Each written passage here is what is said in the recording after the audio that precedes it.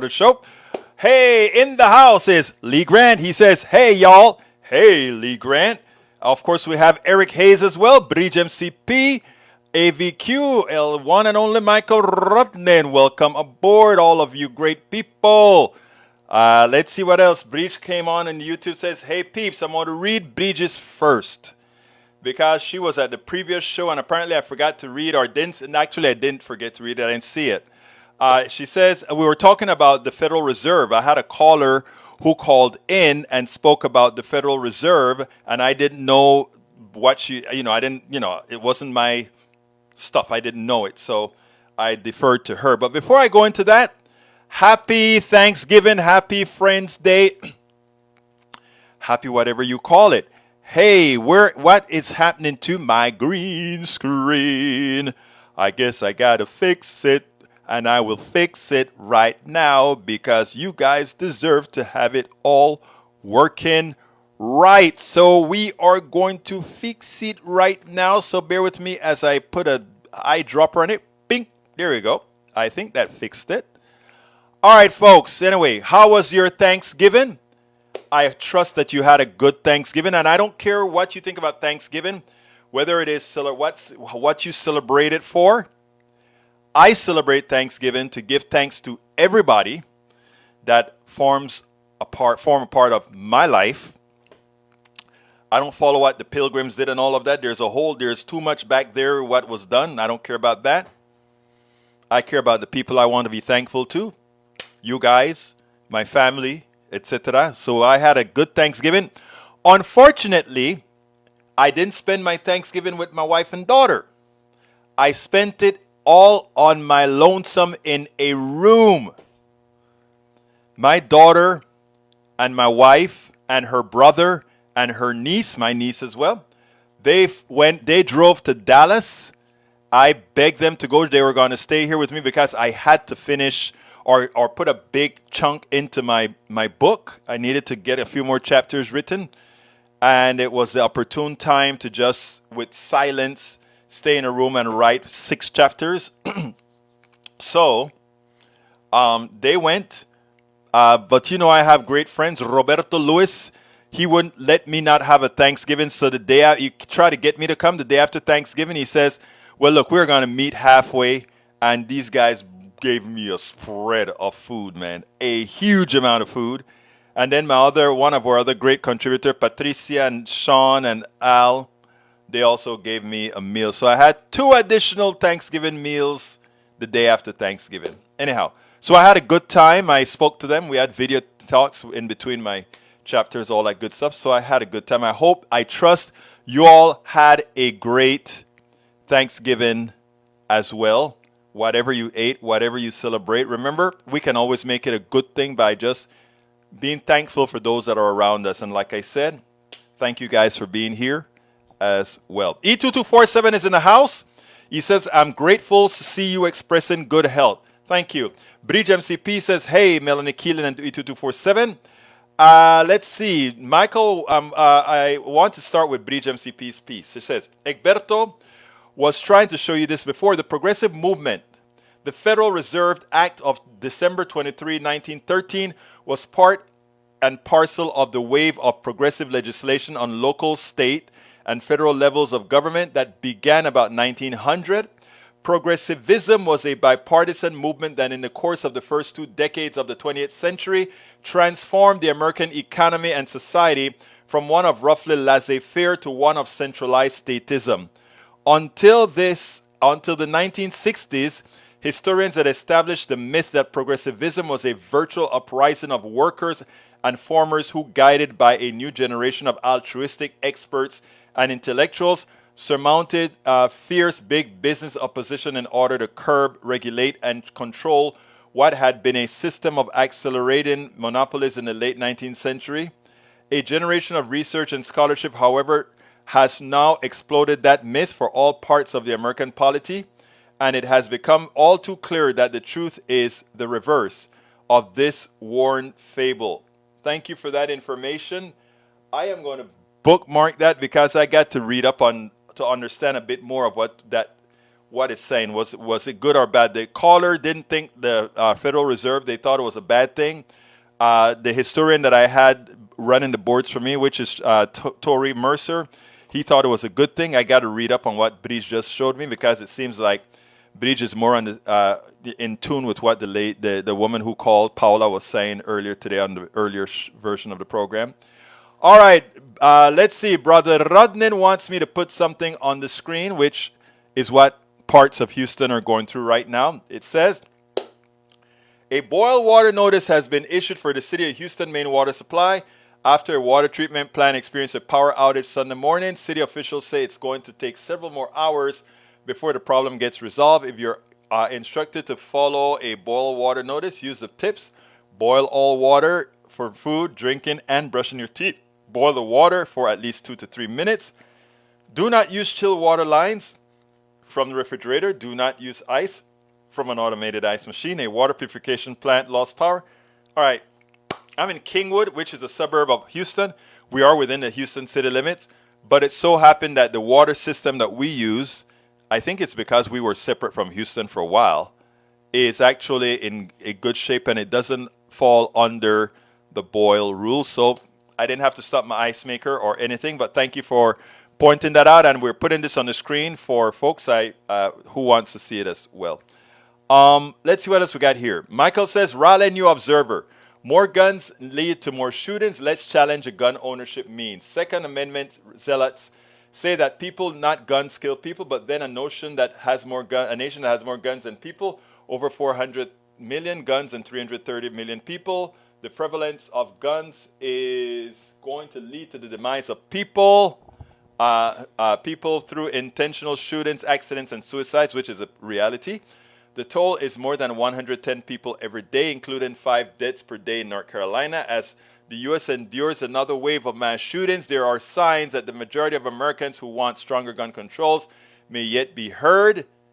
A bipartisan group called the 97%, an allusion to the 97% of Americans who favor universal background checks for gun control, wants to reduce the carnage by enlisting gun owners in effort to reduce the sensible measures such as seat belts, airbags, etc., etc. You guys can continue reading. That's pretty long.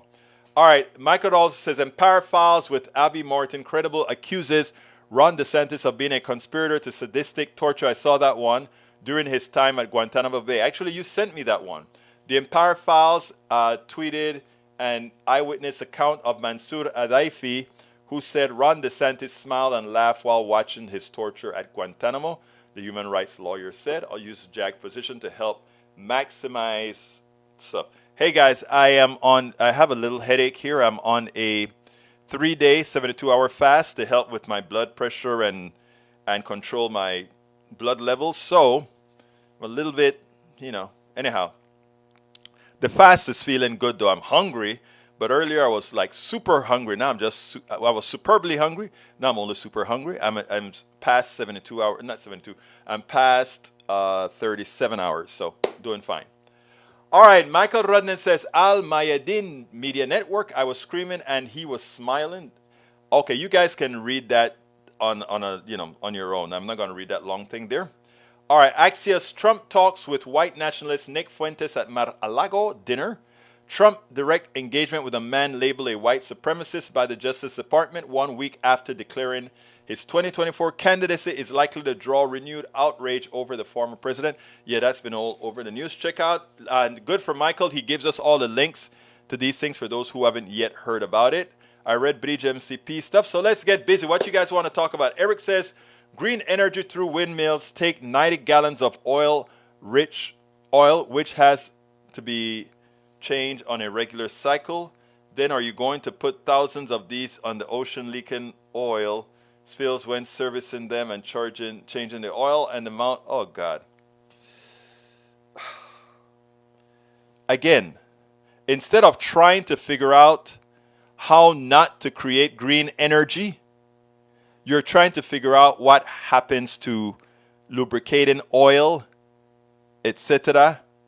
Look, Eric, try to frame your mind correctly. We have to get off fossil fuels. Period. Welcome, Melanie Keelan from our good place in Barcelona, Spain. Welcome to Politics Done Right today. Lee Grant says, praying for Houston to restore electricity and water. We never lost electricity throughout Houston. The plant lost electricity. We need infrastructure investments. Yeah, we do. What else have we got here? We got, brief action, Cherokee Chief Chuck Hoskin Jr. on why to seat Kimberly Teehee as Cherokee Nation's first U.S. congressional. You know who else said that? One of the guys I follow on Substack, he said we should be doing that and doing that yesterday. I can never remember his name, but I'll remember it as the show goes on. Question. Eric has a question. Anything for your government to learn from this use of power? China's COVID frustration boils over. Protesters call Xi to resign. Okay, I don't know what you put that there for, but I think we're following that story. Paul Fleming says he's checking in. Bruce Poller says he's in the group.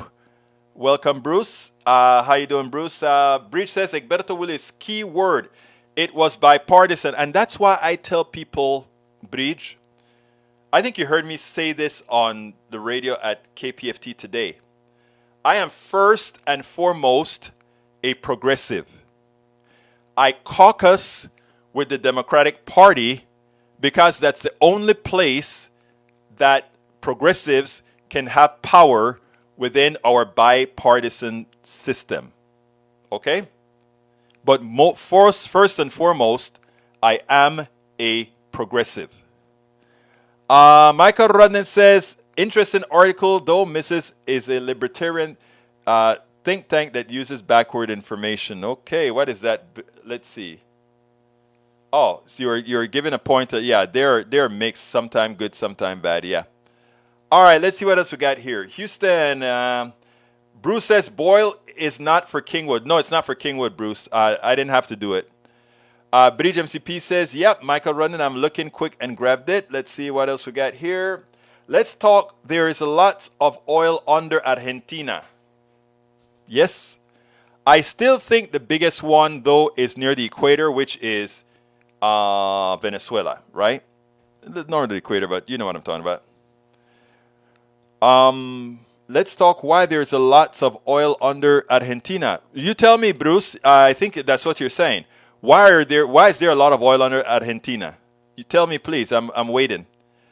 Eric Hayes says, Rudnin, that is why one will invade us. Okay, let's see. Bridge says, allows Chevron to expand energy operations in Venezuela. Yeah, we are given Chevron license to go ahead and work with Venezuela because Venezuela says, oh, we're going to now talk to the others. All right, the largest tribe in the United States with more than 430,000 tribal citizens worldwide, based in its capital, its national capital, called Tahlequah, Oklahoma. The capital. Wasn't that where we had the Trail of Tears, right? And I think I missed some of your first part. That's okay. Lee Grant says Democrat-run cities have big problems. Here's Krasner's Philadelphia. I did Krasner last week. All cities, because it has a concentration of people, have a lot of good, bad, in between, and others. That's just how it is. If you doubt it, Oklahoma City is run by Republicans. Tulsa, Oklahoma is run by Republicans. They have a higher crime rate than New York City, higher crime rate than California. What gives? Come on, Lee Grant. Let's do the numbers, brother. Come on. All right, let's see what else we got here. Egberto, it's fine that you skipped my commentary. Take care of yourself, man. You're pushing yourself too hard again. Hey, actually, I'm behaving. I got good sleep last night. Because since I'm fasting, I don't have to work out as hard until after the fast. So I'm behaving.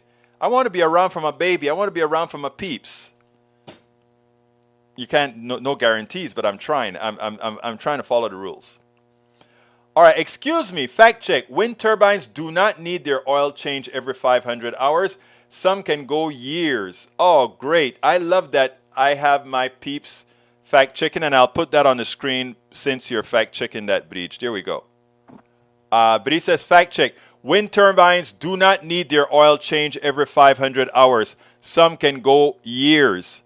I hope you will apologize for putting out, again, information from a poor source, Eric Hayes. Why do you do that? Listen to Bridge MCP and Rudnin, who actually get fact-based information. Do you want to try to make your points based on lies? I don't think you do. You're a good guy. I know you. AVQ, he's a guy and doesn't listen. Come on, behave yourself. Bridge MCP. All right, let's see what else we got here. Para ver. Apple is threatening to talk to Twitter, to take Twitter off of its app store, which they probably should if Twitter doesn't shape up. I agree. What else we have here? I think it could happen that a representative delegate could get siloed into the status held by D.C., Guam, Puerto Rico, Samoa, Virgin Islands, and so in which there is influence but not legislative votive power. So ties in a vote would not happen. True. I think they should have voting power. They are territories, man. We need to change the constitution. All right, World Population Review. Venezuela has the largest amount of oil reserves in the world with more than 300 billion barrels in reserve. Saudi Arabia, second largest with 297.5 billion. Yep, I think I read that one out to you guys before. We also have Eric Hayes says Austin and Dallas and Houston all run by Dems. Lots of violence and have to boil water. No, let's be clear. A lot of Republican rural areas have crime rates that are higher. Remember, if a rural place have 10,000 and a couple of people get killed, their crime rate is higher than what? These cities. It's just that these cities are huge. Numbers, Eric. Numbers. Although I had to correct myself the other day because I said the crime rate in rural areas is larger than crime rate in the cities. It's actually close but not true. The crime rate in rural areas on the aggregate is less, but it's not all that much less. But here's the other kicker. In the red states, irrespective, the crime rate is gun rates 40% higher. I repeat, 40% higher than in blue states. So what gives? Lee Grant says it's better to look at the video I posted than tell me where there is an equivalent disaster in a blue city.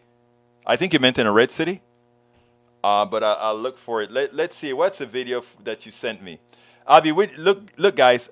In general, it's best not to like send videos. It's sort of best to like go ahead and say, tell us a little bit of what's going on there, right? Let's see what we got here. Zombieland, Heronatic Place. All right, let's clear that, right? What I'd like you to do is take a look at what's happening in rural America with all the those drugs that are coming over the border. You check it out. Don't use a video like this. I'm looking at the video right now. Do not use let me just put it on the screen for you guys. Do not use a video like this to stereotype Lee Grant. That's a stereotype, right? That is a stereotype of Philadelphia. Because I've been to Philadelphia. I just got back from, I got back from Pittsburgh, but I've been to Philadelphia. I went to Philadelphia last year. That's not how it really is, all right? There are areas like that in Philadelphia. There are areas like that in rural America, just not that big because it's rural America. So please, please, please, sir, don't allow yourself to be taken by bad media that stereotypes things, okay? Please, please, please, please. I would love for you to be more objective in the way you see things. All right, let me continue reading and then I'll go to my first video. But I just want to make sure that, I do if you have something of value, I put on the screen. You guys know that. All right, let's see what else we got here. Let me see what else we got here. Michael said, Egberto, I'd only send a video in advance so you might play during the live stream, as I was hoping you'd do for demonstrating who Ron DeSantis was. I didn't know you actually sent a video with Ron DeSantis. I'll do it the next time I see it. All right, Eric Hayes says, fentanyl and the policy of not holding cartels accountable. Do you really think we don't hold cartels accountable? Or don't you think they're just criminals that get away with it, just like the oil companies get away with their legal criminality? No, that sounds like an oxymoron, but I call it legal criminality. All right. Donald Trump is losing his cred. When Asa Hutchinson can do something like this, check this out. So Donald Trump met with Kanye West, the rapper, anti-Semite, as well as Nick Fuentes, another anti-Semite, racist, and everything negative that you can think of. And he thought it was okay to meet with these people and have a great dinner. Well, you know what? He probably thought that he was going to get some defense, some sort of a defense from his compatriots, the red state governors, etc. Well, he didn't. I want you to listen to Asa Hutchinson, because he just all but threw him under the bus. But then again, isn't Asa running for president? Check this out.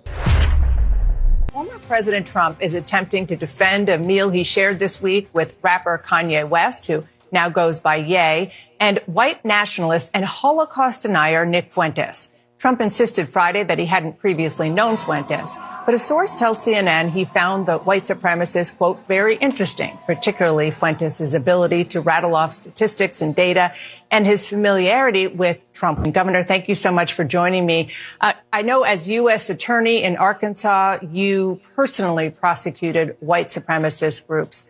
What's your reaction to seeing a former U.S. president associate with someone like that? Well, I hope someday we won't have to be responding to what former President Trump has said or done. In this instance, it's important to respond. And as you mentioned, the last time I met with a white supremacist, it was in an armed standoff. I had a bulletproof vest on. We arrested them, prosecuted them, sent them to prison. And so, no, I don't think it's a good idea for a leader that's setting an example for the country or the party to meet with avowed racist or anti-Semite. And so it's very troubling, and it shouldn't happen. And we need to avoid those kinds of empowering the extremes. And when you meet with people, you empower. And that's what you have to avoid. You want to diminish their strength, not empower them. Stay away from it. Well, you know what? I think they're finally getting some pelotas right now. It seems like Republicans are starting getting some pelotas, and they're going to nick Donald Trump. Of course, they're waiting for him to lose his popular support, which is probably why it's taken so long. They have to realize one thing. Donald Trump is going to have at least a 33% group of folk that are going to be on his side over and over and over again. So these guys better get their act together and centralize on one or two candidates, because Donald Trump, if he has a big field, can still take it all. And then when it comes to the general election, well, people say, don't say that he can't win, because remember, he did before. This time, I don't think he can't win. Absolutely so. Absolutely so. Oh, welcome, Deborah Moyers. Welcome.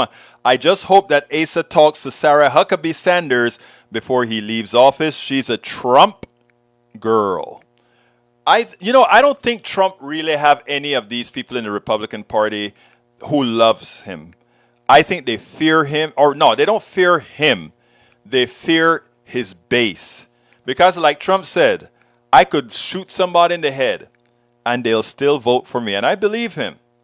Paul Fleming says, when children of color has to deal with racism throughout their lives, it won't kill other children to learn about race and racism. I agree with that. And not only that, on that, Paul, most people, children, adults, whoever you are, most people are good people. They just don't know history.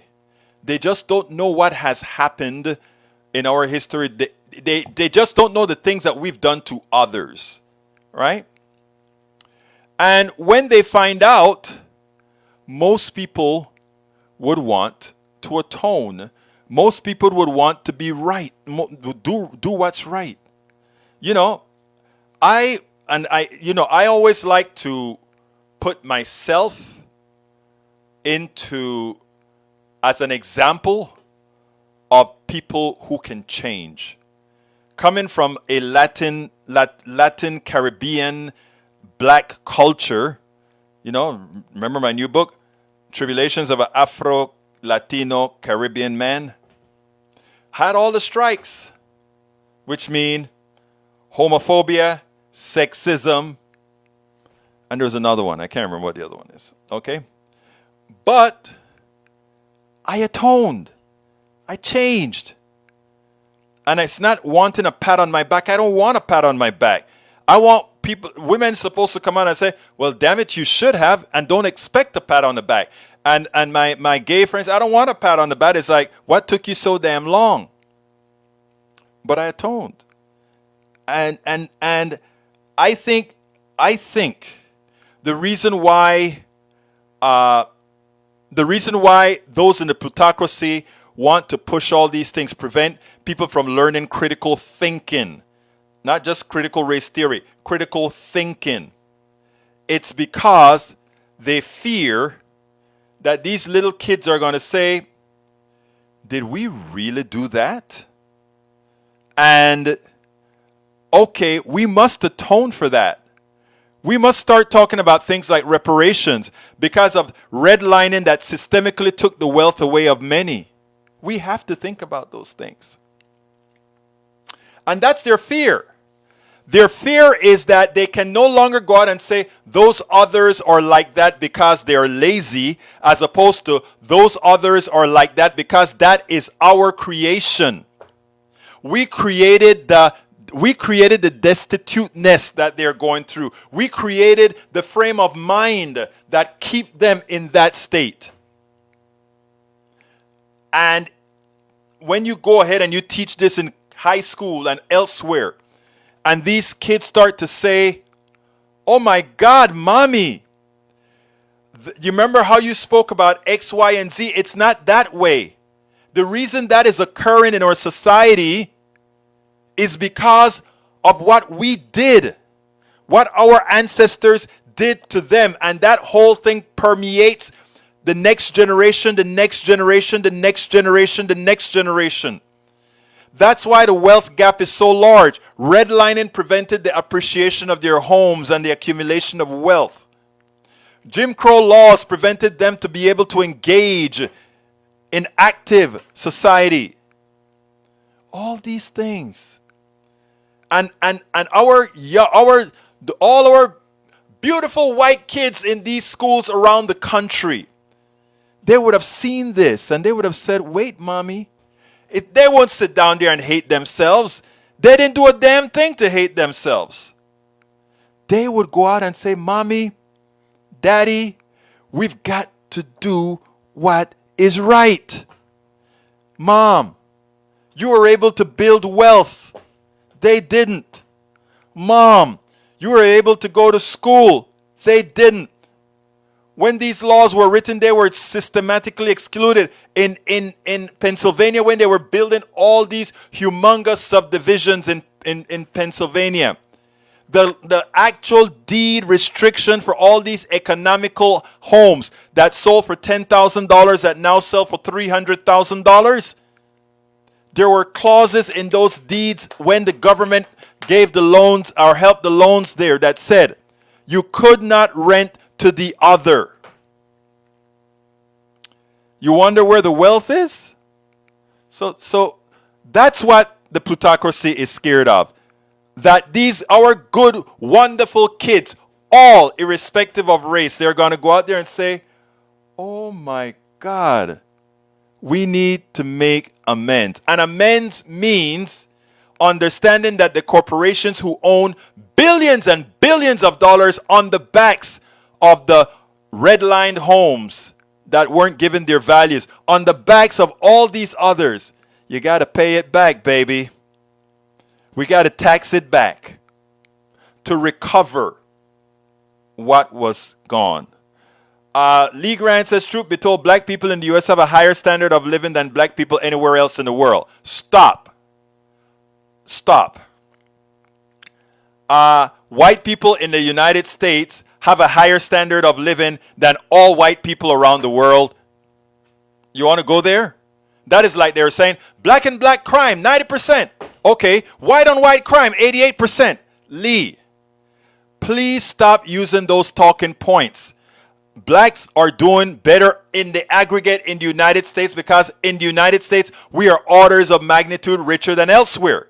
So what is the case that, okay, so blacks are doing better than blacks? The competition or the similarity should not be with blacks outside of the United States. The similarity should be with people in the United States. Don't get caught up into that crap. Nigerian, let's even get better. Go to Nigeria. The average wealth potential of a Nigerian black is way higher than the average wealth potential of a white person in the United States. Oh, guess what? That's Nigeria. That's not the United States. Do we want to really make those silly comparisons? I don't think so. If we're talking United States, let's do that. Bridge MCP says, Berto Willis in a town I used to live in, Levittown. That's it. It wasn't Pennsylvania. I'm talking about Levittown, actually. First town built for vets had a clause, no black, still on the books, and they are trying to change it. Actually, you know what? Levittown, you're right. I was wrong. I thought Levittown was in PA. It is in New York. I am sorry, guys. It's New York. Levittown is the town that I was talking about. Deborah Moyer says parents should try to learn from their kids. I always encourage my son to teach me things they knew that I didn't. Eric Hayes says, Berto, how did people in the U.S. get wealthy? Capitalism? Yeah, you're right. I mean, I am not doubting you.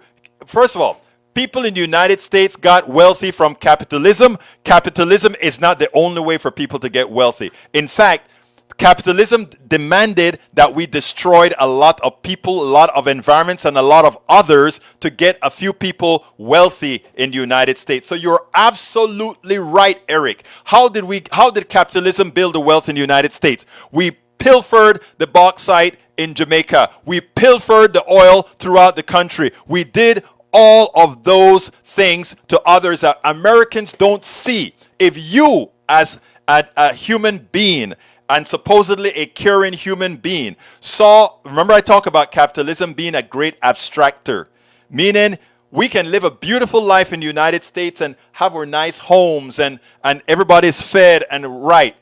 But then you see what happens to get the raw material that capitalism is built on.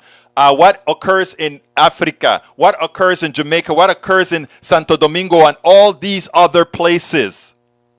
You have to wonder. So the 4% that America represents in the world, eating up 25% of the resources of the world, that is somehow equitable? That is somehow fair? Nah. But you're right, Eric.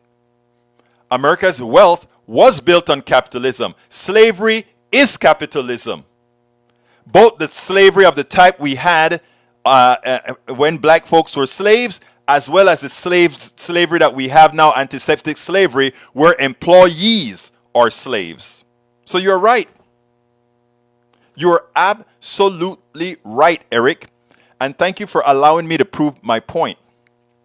All right, let's see. My parents brought me up to not be racist, as I was Irish Catholic and under British rule. Boy, and you understand what that means. Or if you're not Irish, if it's your parents who are Irish, they understand what that meant. British MCP says, racism, we may know about it, but we've not lived it. That's where empathy comes in. Exactly. Exactly. Be a creator, not a victim. Eric, I am not a victim. I don't know if you meant me. I'm not a victim. I created a whole bunch of stuff. Please look up Willie's Computer Software Company. You'll see the litany of products that was created under this company. I gave that up for this. And justifiably so. But look it up. My life is an open book. Look up Willie's Computer Software Company and see what you find. Paul Fleming says China is proof of modern day slavery when they lock you in the workplace and you can't go home. Actually true. America is antiseptic slavery though, because they don't need to lock you in. They just need to make sure that you speak. I mean, they just need to make sure that you're dependent on their health care or whatever, so you can't go anywhere else, right? Alberto Willis, there is a Leviton in PA as well. Oh, I didn't know that. Okay. I didn't know that. Which one is bigger? Because these are like huge suburbs. Michael Rudden says, victim mentality dominates the evangelicals in this country, demonstrating again that accusation in the mirror is the first tool of American conservative. Exactamente, hermano mío. Let's see.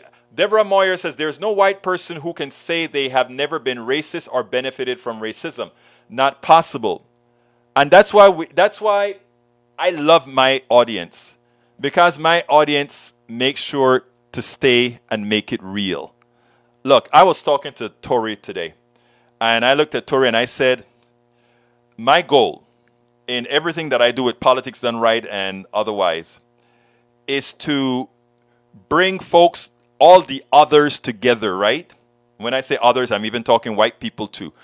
White people otherize, certain white people otherize others.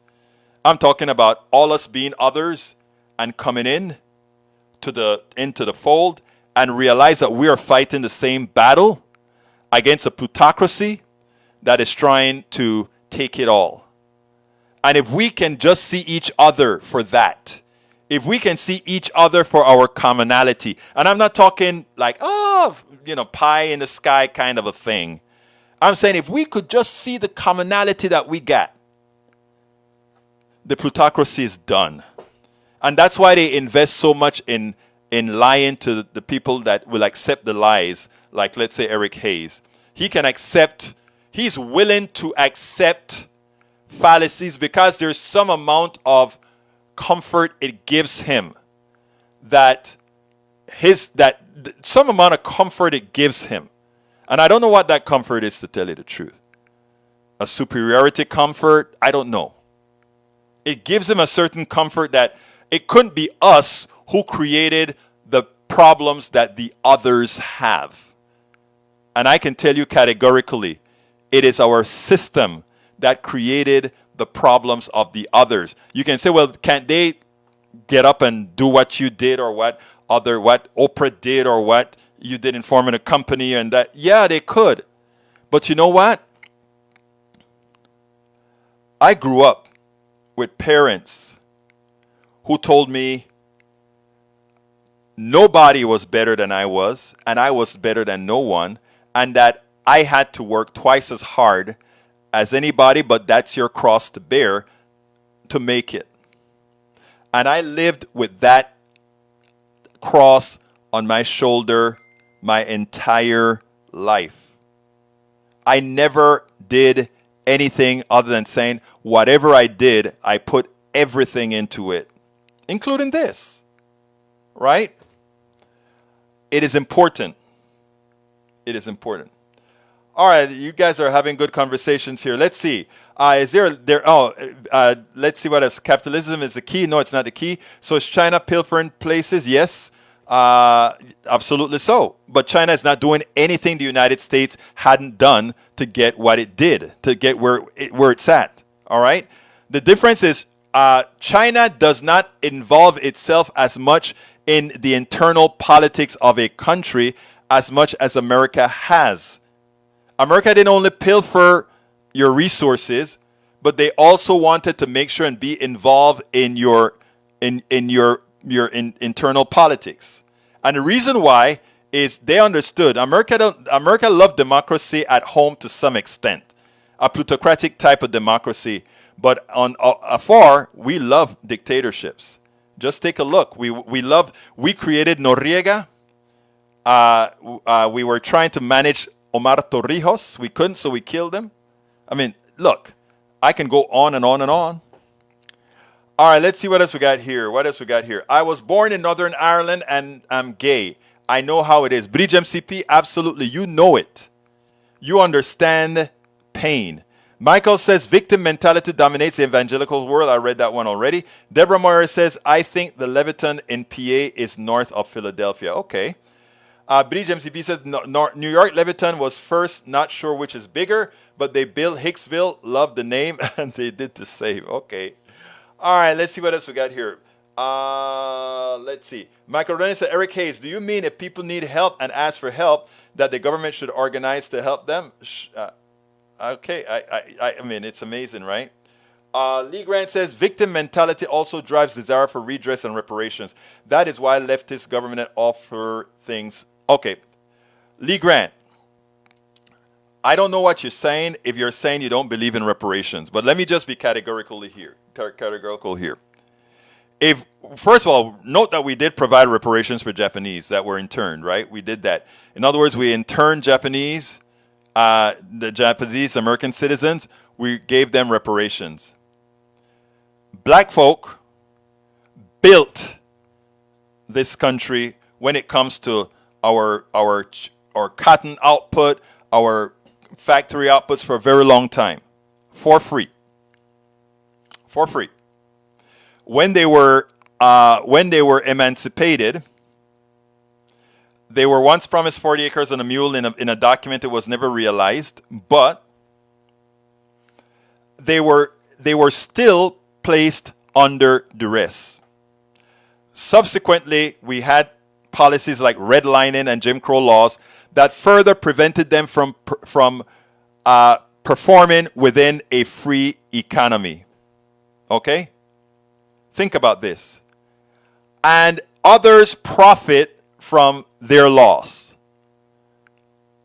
Don't you think it is high time that we give reparations of some form, probably free education to ensure folks catch up? I can think of a lot of ways to give reparations so that folks just don't take the money and say, I got free money from my ancestors.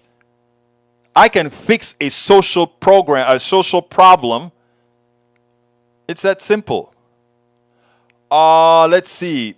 Deborah says, you had unusual and special parents. It shows in who you are. My parents, I love my parents. My father is not with us anymore, but my father was one of my biggest cheerleaders. My father, I dedicated my first book to my old man, my father. My father used to tell me, I remember when I was leaving NASA to form my own company, my father, a lot of folks in the family didn't want me to. My wife said, Egberto, I have been poor before. I can again, and if we have to get a one-bedroom apartment to realize that dream of your own business, all that good stuff, so be it. I had some in the family that said, how can you dare leave NASA? That's prestigious. You're going to leave NASA to go work on your... Yes, I'm going to leave NASA to go work on my own. And my dad said, let me tell... Look, we speak English, a different kind of English in Colon, right? We speak Caribbean English and Latin Spanish, okay? So my father looked at me in our good Caribbean English and said, Whopping, boy, let me tell you something. I'm going to tell you something. You're making the man all the money because you know what you're doing. Go and do it on your own. You can do it on your own. Proud of you. Translation, that's English too, okay? But translation. You've been working for the man a long time. You've been making the man a lot of money. Yes, you can do it on your own. And I got faith in you to do it on your own. I love that dude. He's not with us anymore. He died suddenly of a heart attack 10 years ago, or a little over 10 years ago. And I tell you something, that guy had a lot of faith in this son, and one of the reasons I bust my ass as hard as I did, and I continue to do so, is because, like I said, he's always had faith that, what I need to do is successful, and we must all think that way. Great parent. Paul Fleming says, white people in this country fought a black man trying to give Americans low to free health care, but freely accepts a former president's insurrection. It's amazing, right? Because he tried to give everybody health care. And most of the people that benefit from the Affordable Care Act, Obamacare, are not people who look like me or you, Paul Fleming, but people who look like Eric Hayes. And justifiably so. And these are the things that we have to get around. Lee Grant says Democrats interned the Japanese. Democrats did a lot of bad things. Democrats are the ones who believed in Jim Crow. Democrats are the ones who it was Republicans who signed the Emancipation Proclamation. It was Republicans who helped pass under Johnson the Civil Rights Bill. I know all of that, Grant. That none of that matters. Today, Republicans are the racist party. I'm not talking about the people that are Republicans. I'm talking about the leadership in the party. Okay? Today, Democrats are the ones that are trying to do progressive things for America. It doesn't matter what the past was. It doesn't matter what are you doing today and doing for tomorrow. That's what's important. Egberto and all the conservatives in the chat, this CG Gray video might be worth your time. It analyzes the difference between rulership, left and right. I truly hope you watch after the show. I will. Y'all always give me good stuff to watch. Let's see what else we got here.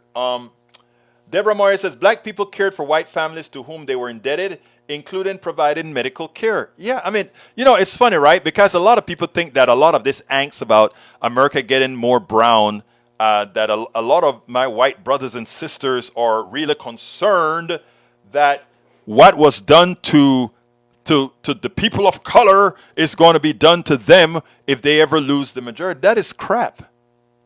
If you want an example, go to South Africa.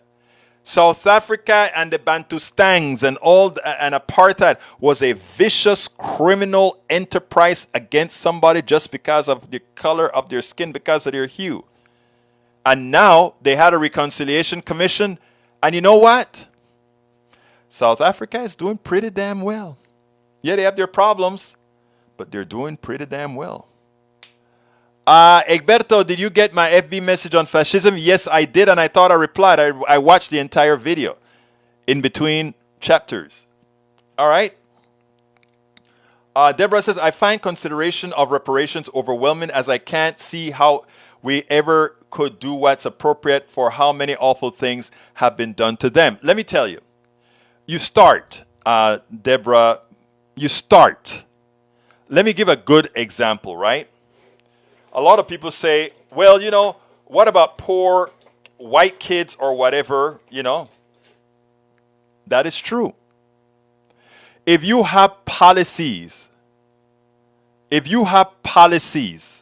and this is important. Hey, Doris Lee, my great seeing you here on the show. Great seeing you here, my dear. I actually spoke at her club a few days ago. Let me tell you guys. I tell you how you solve that problem. You make sure that every underprivileged kid has equal access to success. Right? That's all you do. It's not about preferential treatment for black kids or anything like that. It's about equal access to success. And if you do that, right, automatically you start giving access to these folks. Now, there are other things that I think needs to be done with regards to reparations. For insurance companies who insured black bodies and all that kind of stuff and who made a killing off of that, I think we need to have things like a particular funds that recover that and appropriately give it to the families on whose free labor was built. That's a payment now. It is a must. I think reparations is way overdue, and it's a must. You know who gets reparations? Corporations get it all the time. Let me give a great example, because we spoke about that. Corporations are not people, etc., etc., etc., right? Oh, I haven't done my ask yet. Man, we've been having so much fun. I have another video, but I'll show that video tomorrow. But here's the deal. I'll just do a quick ask at the end, but I want to finish this thought here. Corporations never cease to amaze me. Let me give an example. Let's say a city did something in a field. Let's say they went ahead and say, I'm turning this field into a park. And let's say that corporation had intended to use that field to build an addition to the factory that was going to create X amount of dollars. Guess what that corporation generally sues for? That corporation usually sues for reparations. Did you know that? Did you know that? And Bridge MCP puts a reality out there. Some white slave owners got reparations for their slaves in America. And you know, this is something that behooves me. Let me tell you better. Remember Haiti? Haiti was the first nation, black nation, created after they liberated themselves from the French. They had to pay France for their liberation. When you talk about the evil of capitalism, that is what I'm talking about. Remember, they had to recover the value of their capital. And people who looked like me, we were the capital. So whenever you are talking about those people who want reparation, try to see the humanity in why it is essential. You have to see, and if you cannot see, I think Haiti finally got from under it, Bridge, but you have to. I was bringing on a Haitian scholar, but she was writing a book and said she couldn't come on quite yet. But I so wish all the good people in this room would be able to understand the savagery of past slavery and why it has materially affected black folks. You can say, oh, but I know you, Egberto, you're doing fine. Or we have Doris Lee in here, or we have, I'm looking for the black folks in the room right now. Bear with me. Are we looking for the Paul Fleming? Okay. Oh, they did fine. Yes. But you don't base the society on the exceptions. And we are not exceptions. I'm sorry. On a large majority, you vote on it on the totality. You know, on the totality. And that's why I brought up when Brother Lee Grant talked about Democrats doing something, or black folks in America are richer than black folks in, let's say, Belize. You're not saying anything. White folks in America are richer than the white folks in Belize. Okay? So we have to learn how to think. We have to learn how to think. We have to learn that all these racial things are inflicted on us by a plutocracy who needs us to fight each other, because only in fighting each other can the thugs who have stolen our wealth remain where they are. Please remember that. Please remember that. Okay. It's almost over and I didn't do an ask. So here's what I'm going to do. I'm going to play it real quickly and then get the things out. Politics done right depends on you to keep doing what we do. What do? We make sure to keep, number one, the internet seeded with blogs and information to counter the right and to present what progressives represent for the benefit of us all to everybody, so that it's not misread, misled by any other entity. We make sure and populate that internet with blogs, with videos, with all these other things to make sure that we are informed and to counter everything that you normally hear that are lying at the right. We also make sure to create articles in magazines, articles in newspapers all around the country to ensure, again, that our message gets out there. Last but not least, we also write books. As you see it, Class Warfare, the Only Resort to Right-Wing Doom, How to Make America Utopia, are two of the many books that I've written on these issues. So please support us in one of many ways. Numero uno, you can support us at PayPal, either one time or monthly. Go to politicsdoneright.com/PayPal.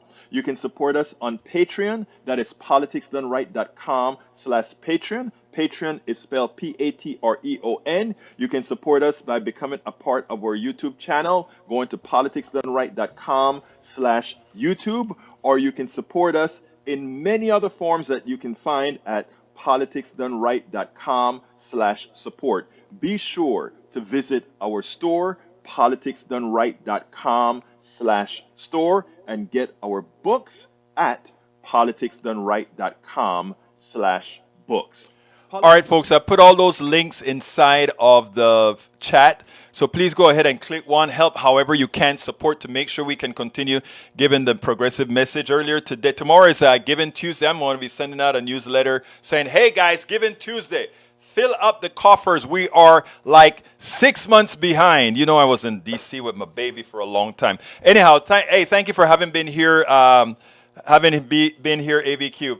Hey, but let me tell you guys something. All right. If you are on YouTube, support us on YouTube. Hit that join button. Become a part of our PDR posse. Also, remember that subscribe to our newsletter, politicsdoneright.com/newsletter. That is how we keep informed, and share the newsletter for others to see. Now, don't forget our store. Hey, it's Christmas coming up, right? Christmas or Hanukkah or whatever you celebrate. Please go ahead and consider going to our store, politicsdoneright.com/store. Get a t-shirt, help promote us. Politics Done Right, help tell people you know this place that you can get good info, enlighten your spirit, all that good stuff. Get the t-shirts, the hats, the books. Go to politicsdoneright.com/books. Order some books and, give it out to your friends. Even your Republican friends. I'd like you to give specifically how to talk to your right-wing relative friends and neighbors. I'd love your Republican friends to get that one. That's what I give to my Republican friends.